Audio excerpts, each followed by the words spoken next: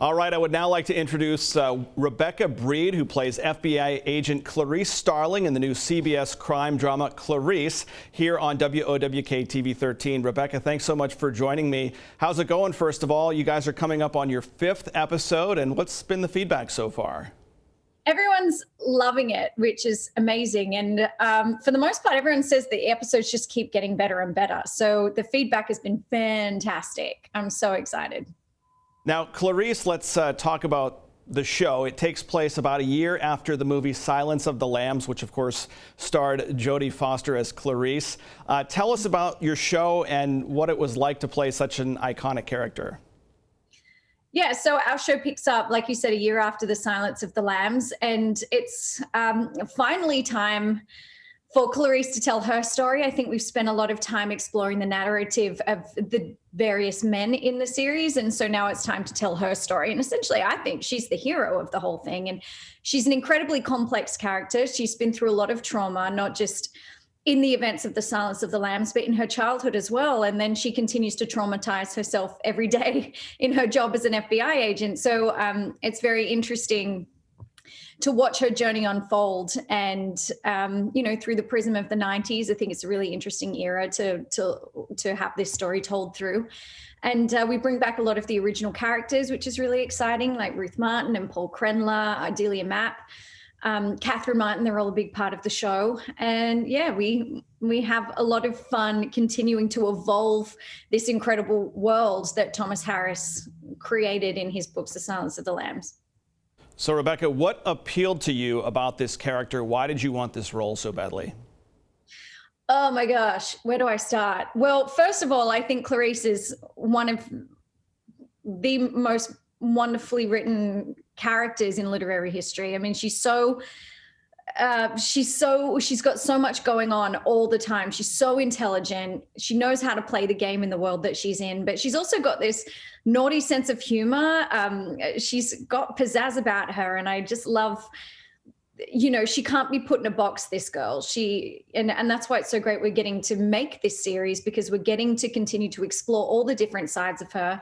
Because the book and the film that we know so well, they get to know Clarice over just a couple of days, maybe a week of her life. But there is so much to her, so much more to her than that, and so much that we get to explore. So I think I particularly really attracted to her intelligence. She's incredibly intelligent.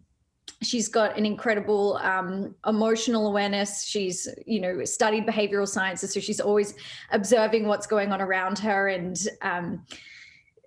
I think it's really refreshing as a woman in Hollywood to be able to play a role where the key component about her is her strength and her intelligence, not just she's as cute as she is pretty. And it was like, I'm so bored of that.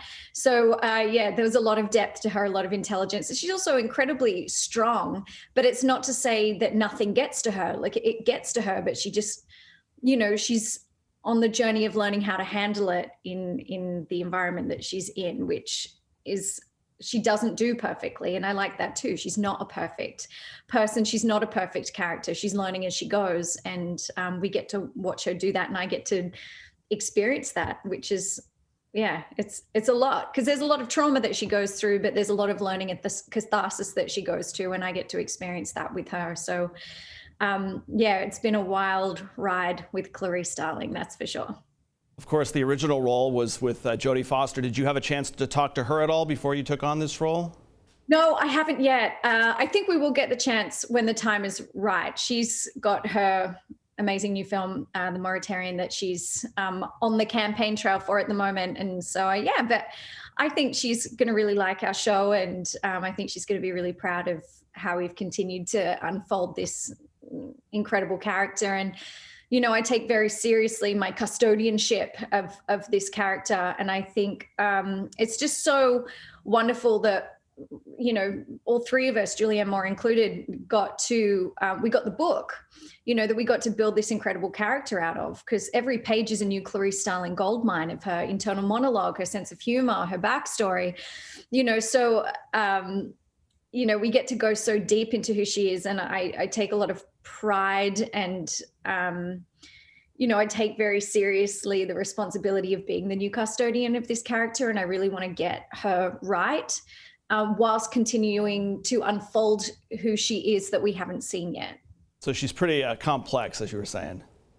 Very, very complex. All right, well, as I told you, my station's in Charleston, West Virginia, in Kanawha County, which is where Clarice is from. And I just talked to some of the locals here in the newsroom. They say that you nailed the West Virginia accent, and you're from Sydney, Australia. So how did you go about perfecting the accent, if you will? Oh my gosh, Rob, that means the world to me. Can you just say to me again, you're from Kanawha County? Kanawha County, yes. Kanawha County. Kanawha County. Oh my gosh. Okay, so we have a consultant who was telling me how to say it, and I think that's how I said it, but some people didn't think I said it right, and I would just love to get the record straight. Kanawha County. That's right, Kanawha County. And just talking to our assignment manager, and he's from here, born and raised, and he said, boy, she really nailed that accent, Rob. You just got to tell her that Rick says you nailed the accent really well. Thank you. Yeah, it was, I don't know why I got to say it was a little bit of magic. I just listened to I did a lot of research on, because obviously there are accents that are more entrenched and accents that are a little more, diluted. And, so I did a lot of research into not just the accent itself, but the area and, because our accents aren't just, they're not just a way that we talk. They are a part of our history. They're a part of our evolution. They inform a context. They inform people. And it's such a gift to have, because it's like I said, it's not just an accent. It's who she is at the very root of her being, and it informs so much of her. And when I listened to it, and then I listened to where Jodie pitched it, because I think it's good to honor where she decided to pitch how like I said, you can dial the accent up and down. So I wanted to follow her lead in that and honor the character that she set up. So once it kind of got in my mouth, it sat in there so beautifully. I don't know why. It's like a little Cinderella ruby slipper moment. And it just brought the character home to me. I was like, oh, this is Clarice Starling. Here she is. So I really found her through the accent. And it's such an important part of the role for me. I can't imagine trying to be her without it, and without that, her history informing who she is. So, it means the world to me that everyone thinks I'm doing a good job. Absolutely. Well, Clarice airs Thursday nights here on WOWK TV 13. Rebecca Breed, thank you so much for joining me this afternoon. Good luck to you. Pleasure, and thanks everyone for supporting the show. It means the world. Okay, thanks a lot. See you. Bye.